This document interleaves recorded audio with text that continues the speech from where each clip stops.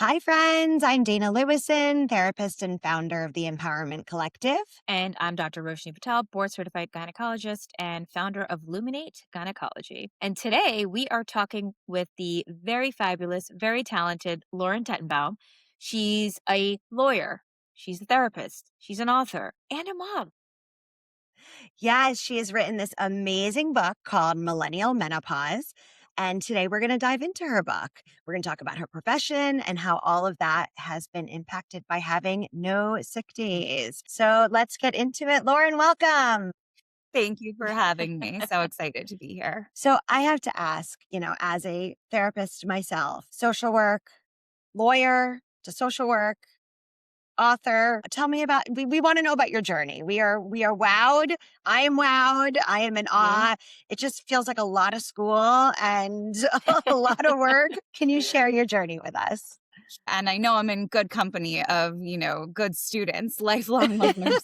I do love to learn, and I have always wanted to help women. Truly, that was my calling at a young age. I was the president of my high school's women's issues club, and I thought I would do that in law school as a lawyer. And then I didn't really love law school, but I pursued my master's in social work. I wanted that more comprehensive way of counseling people, and twists and turns in my career led me to be in private practice today as a therapist licensed in New York, New Jersey, Connecticut, and Florida. And I got to do what I always wanted to do as a therapist by supporting women, advocating for them, and hearing and sharing their stories in that way. And then you wrote your book. So how did you get there? Tell us about So, like many law students, I love to write that. and read. And I started my private practice during COVID. And because I was now self employed, I thought, okay, well, I can do some writing. It's always been a hobby of mine. I started writing blogs and magazine articles for local press and doing some, digital platform content. And I would write about things that were interesting to me. And I wrote an article after meeting Ann Fullenwider, who's the co-founder of Alloy, a women's health platform. I wrote an article about being a millennial and knowing nothing about menopause. And it shocked me that I knew so little given my passions, my interests, my age, my education. Hmm. And I interviewed a few doctors, and the piece ultimately was picked up by a small publisher who approached me to write a book. And I wrote the book. It came out July 2025. This is the book. And I have loved every moment. Oh, yeah. We love it. We'll have it. Thank you. I really have loved every moment of the research. I interviewed nearly 4 dozen women's health experts, the interviews with regular women who shared their stories, everything I've learned. I subsequently became a Menopause Society certified practitioner because I really studied. There's that school coming up Hmm. again. I studied a lot, I learned a lot, and now I'm able to help women personally and professionally. And the book for people who are listening. So, Millennial Menopause, preparing for perimenopause, menopause, and life's next period, which I just love the title. It's fabulous. But yeah, it's you talk about millennial menopause and I hear you. Same until things started impacting me. I didn't really know much about it either. Roshi, yes, you're a doctor. So when we talked about it, you knew more about it obviously than we did. But I guess can you speak to a piece about it being, how it is impacting, how you're seeing it impacting the millennial women, millennial population? Sure. And I know, of course, that Dr. Patel does know her stuff, but so many gynecologists don't. And I was really struck by that. I was struck Yeah. by how much the symptoms can impact our mental health. And I was pretty annoyed and upset that as mental Mhm. health providers, we were never taught anything about this. So that's now also part of my practice. I train other mental health providers. And the way that it pops up with the women that I work with and know is in all kinds of ways. As a therapist, we're fortunate that we get to see women probably more frequently than Mhm. their doctors at their annual visits, or because women say, something's bothering me, but I don't need to make an appointment for that. I'll just white knuckle through. But in therapy, they might come to session and say, I just find myself really irritable and I don't recognize myself, or I've been having trouble sleeping and it's not kind of the usual stuff that gives me anxiety. And that's a clue that something is new and different. It might be hormonal, it might not be, it might be a combination of things.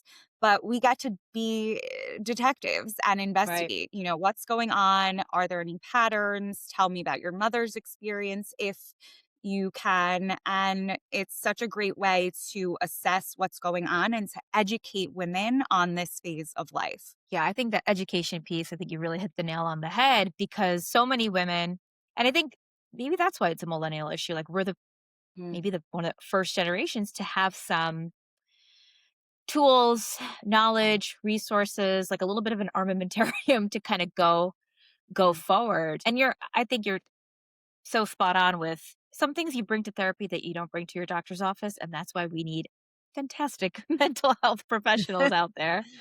Yeah, I just had to chime in and share that. But I have really enjoyed reading your book. I was talking to Dana about this before. I was like, I will be recommending this to patients because it's a Thank very approachable, relatable, culturally relevant. Like the jokes and the references you have are to like the TV shows I grew up watching that we grew up watching, right? So it's going to make you. sense for us. And I think the education is one piece, but it's how that education is delivered.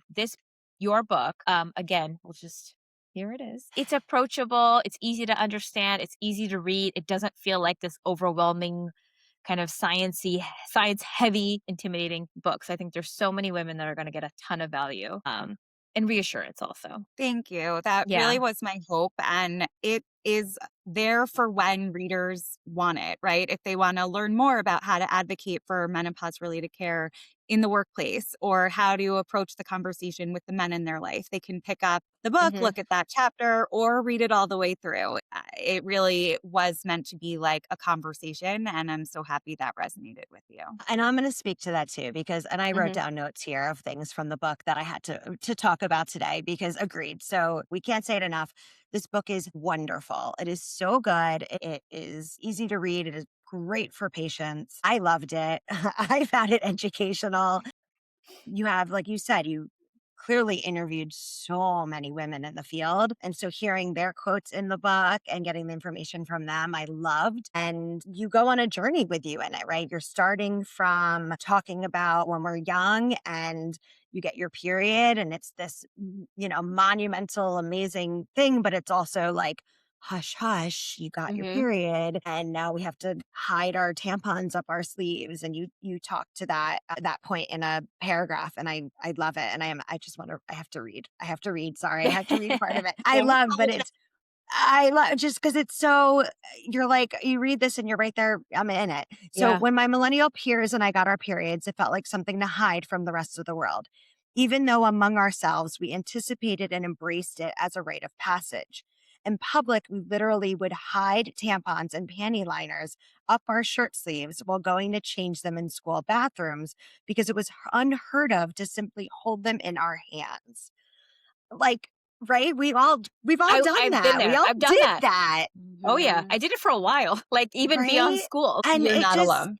Yeah. no, right? I mean, it makes me think of what we can do better, right? If Mm, millennials are paving the way to have these conversations out loud, it needs to go beyond the perimenopause menopause mm. conversation, right? And it's, looking at daughters and my sons. I leave Well, the box of yeah, tampons on the exactly. island, kitchen island, like Mhm. these are tampons, guys. We can't be shamed by it. And so anyway, I loved that. I just found it Yeah. so extremely relatable. And then again, going on this journey, then choosing to have children, if we choose to have children, Mhm. going through postpartum and finally adjusting to the changes, getting your body back or adjusting to whatever your body is Yep, then your new normal. and your hormones, that new normal, right? Exactly. And then just around the time that you're like, okay, I think I got this, which truly I believe is what happened to me. Then you're all of a sudden hit with this, oh my God, world upside down, snow Mm, globe, shaking around situation of, well, now welcome to perimenopause and, Mhm. hold your beer because this feels It's about to get real. Yeah. so, yeah, Let's get yeah. real for a decade. Mhm. Right, exactly. And you put in it the quote, will the changes ever end? Mm. And that, oh my God, is that relatable? Yeah.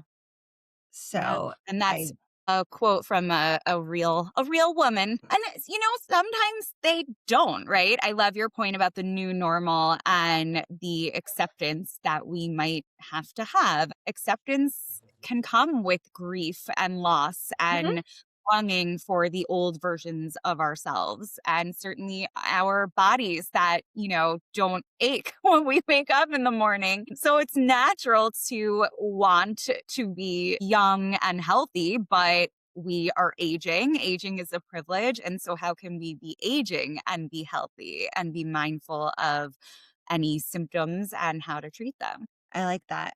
You talk about and in the book and even now, but supporting ourselves and as we're Mm. changing.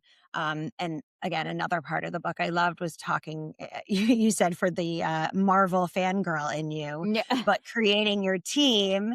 And one of the things that we talk about all the time on our episodes is building your team, Mhm. Yep. making sure you have the right team. Who do you think should be part of that team? Well, I thank you so much for really getting all my jokes. I had a lot of fun writing the book and sort of laughing with myself. And I thought if no one else laughs, I'm laughing. So I'm having fun. But I appreciate that you appreciate the Marvel Yes. fangirl as well.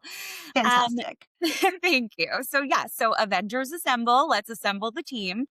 I Mhm. look at what you two have built here as such a perfect example of collaborative care.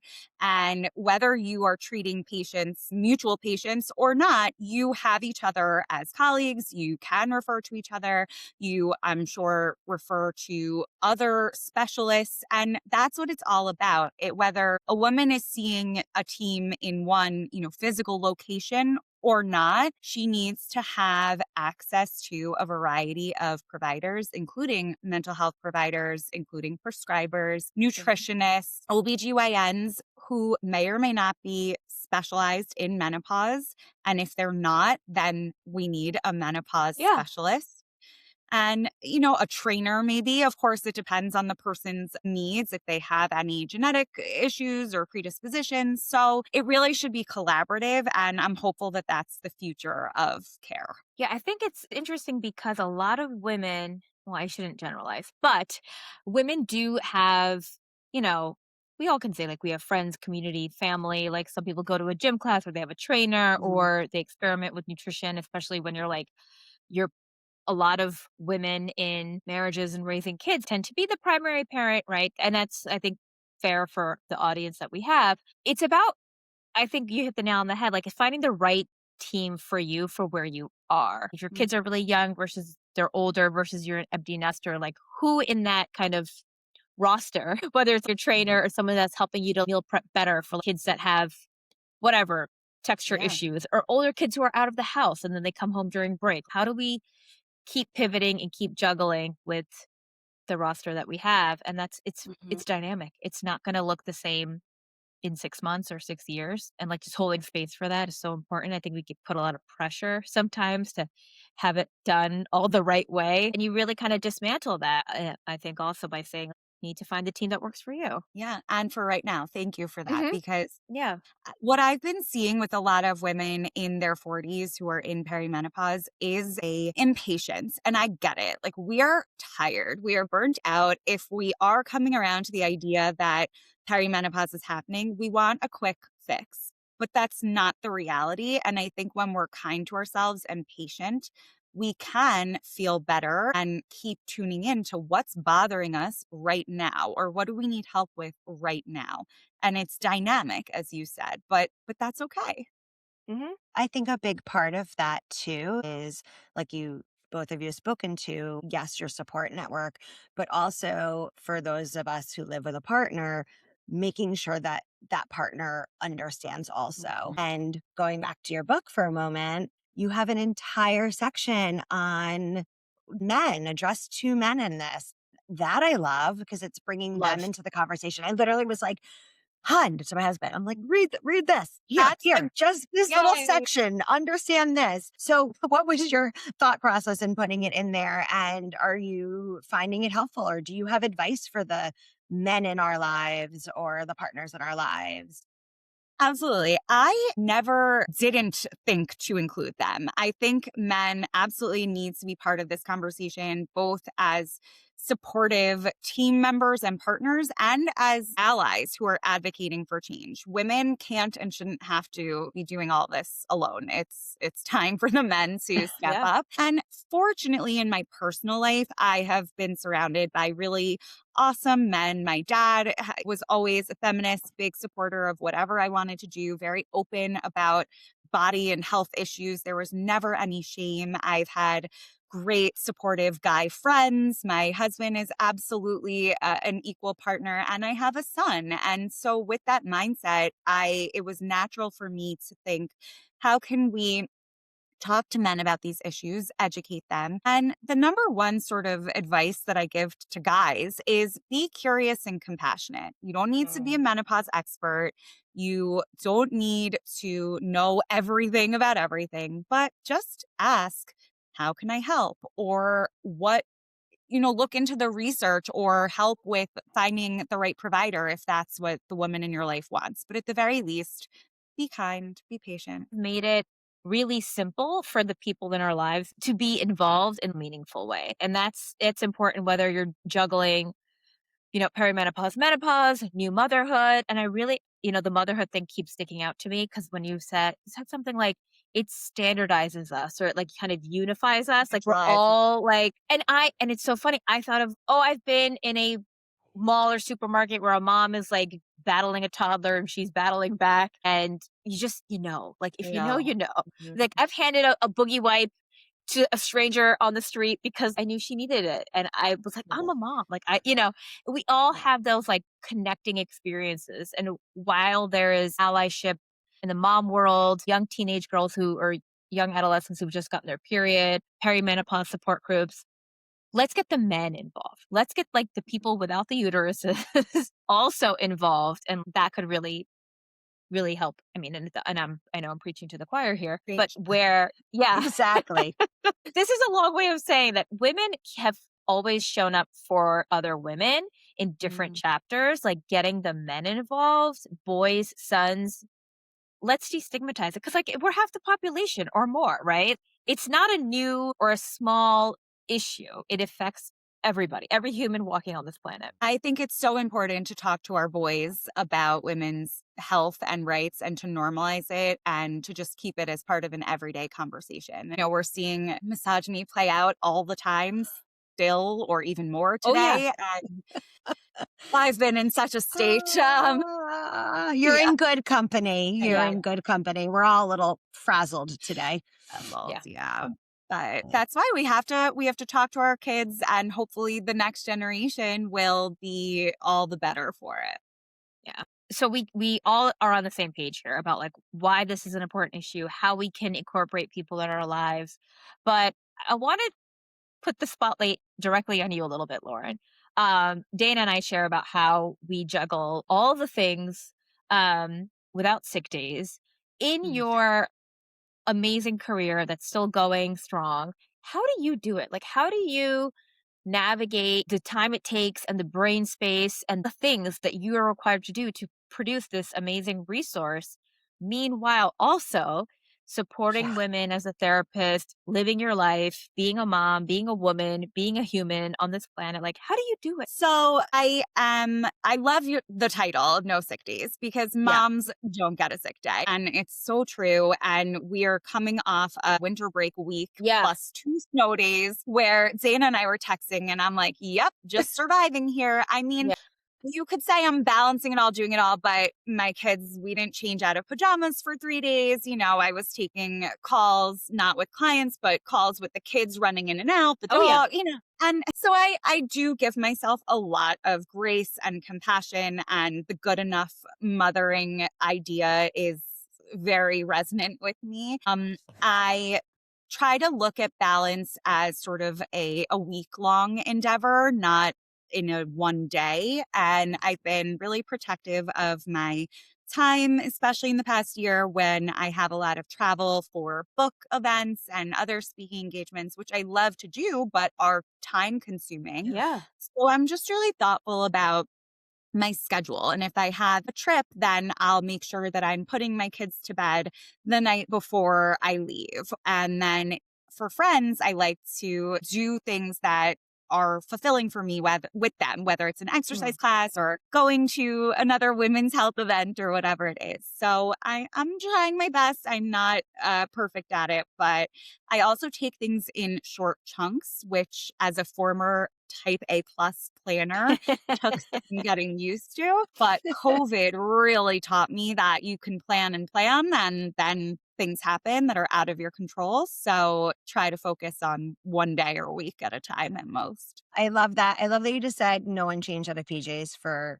3 days Or days. because we need more of that, right? We need the Yeah. honesty and people need to hear it from the professionals, right? Like, hey, mental health professional, doctor, we also can be a mess and that's Yeah. okay. And Trying there's our so best. much social shaming out there about what you should do and shouldn't do on your snow days. And it just needs to go away. And it goes back to our, taking care of ourselves and where we are right now and being able to support ourselves with where we are right now and being honest with that. And it's okay.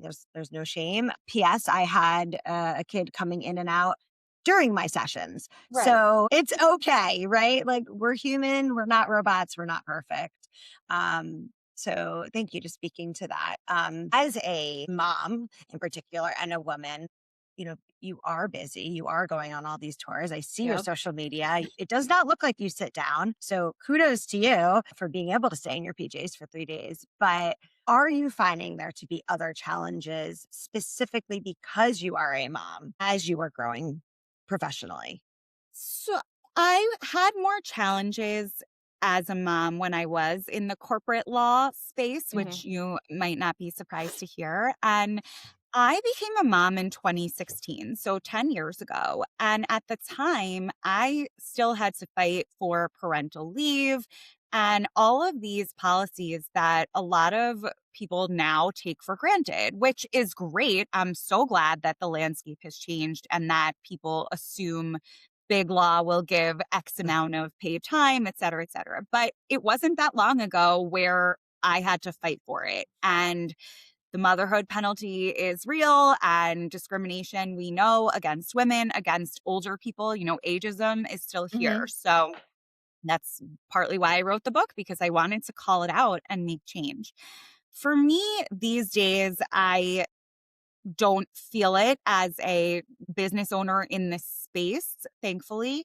But everyday sexism consistently pops up. For example, there was an email to the parents, so we thought in the class about something coming up, and I thought my husband and I got into a fight because I thought, well, read the email, why didn't you know about this? And he's like, I Right. didn't get the email. Then I did some digging and it turned out that only the moms were on the email, which was really infuriating. And I Yeah. call out that stuff all the time because we've got to change it.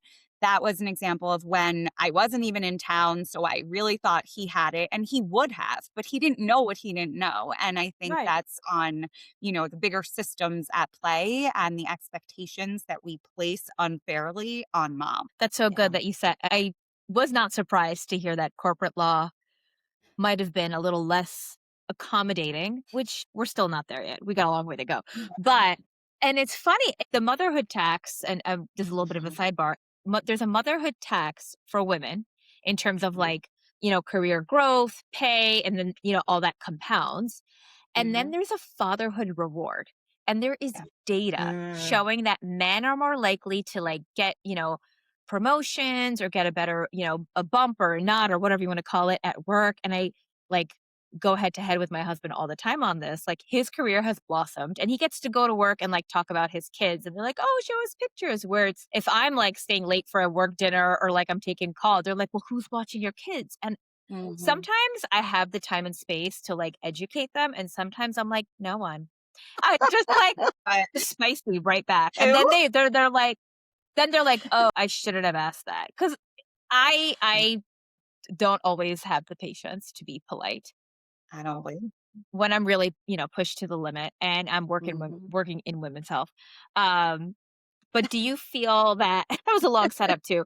Now No, I that just you've love that. It's kind like I put out a bowl of food for them. That's it. Yeah. Like, yeah, they'll water themselves. There's a pee pad. right. Now that you're like, really taking your career by the reins, is it easier now to navigate some of those kind of like you need to fight for your space? Now you could just create your space. Does that feel better for you? It does, but I still think it's possible to do that in a corporate setting. Mhm. I just think it's really hard, and good mentors and good policies are necessary. And that's why I am always happy to give guidance to companies and employers who are thinking about a parental leave policy or a menopause benefits policy, because we do need those, and we also need people to utilize them. So, yes, there's the fatherhood bonus, but we also know that when paternity leave is offered, not enough men are taking it. Yep. And there's so much change that we still need, but I do think it is possible to set boundaries and assert one's values in the corporate setting. I will say for me personally, yes, it's been a lot easier as an entrepreneur. Oh my goodness. Lauren, we could talk to you all day long. I don't want this to end, but I know we all have places to go and do need to wrap up soon. How do you do it? How do you deal as a mom, as a woman, as this amazing, badass professional woman? How do you deal with no sick days? With laughter. You've got to laugh. You've got to say, okay, we are in our pajamas. Maybe we could go sledding. Maybe we could just watch a movie on the couch, because that's what I feel like doing. Yeah. And really, self-compassion is one of my favorite therapeutic tools, and I use it all the time. What would you tell a friend? Why are you being mean to yourself? Let's be nice to yourself. Have some laughter, because here we are, life is short, and it doesn't serve us to beat ourselves up. Yeah, Great. that's so good. Self-compassion. That's hard. Not gonna lie, it's hard for me. It's probably hard for other people. Um, It's a practice, meaning yeah, you have to practice it. And if you need help and a friend to remind you, I think, that's why we're here. Listen to this recording whenever you need yep, to. Share it with a friend. And it's also okay to take a beat and, feel sad or anxious or frustrated or whatever it is too. But usually laughing or talking to a supportive person can really help. Love it. agree. Love it. Well, we are going to link to you, link to your book, all the things below our episode today. So everyone has access to it. And that way they can reach out to you if they have any questions, or they can follow up with us. And we really appreciate having you on. Thank you. Yes, I am excited to hang out again soon, hopefully soon. Yes, Lauren, can't So- say enough. Amazing book. I will be recommending it to patients. It's so useful. Thank you for writing this. Thank you for like thinking outside the box and sharing what works for you. I think it's going to really help women and our listeners, and that's what we're here for. It really is. So I got to get back to work. I know the two of you probably do too, because when we are holding it all together, ladies, there are No sick days. no sick days. Thank you for listening, everyone. No Sick Days is for information and education only. It is not medical or mental health treatment. Listening to this podcast does not create a medical or therapeutic relationship. Please talk to a qualified professional for care that is right for you.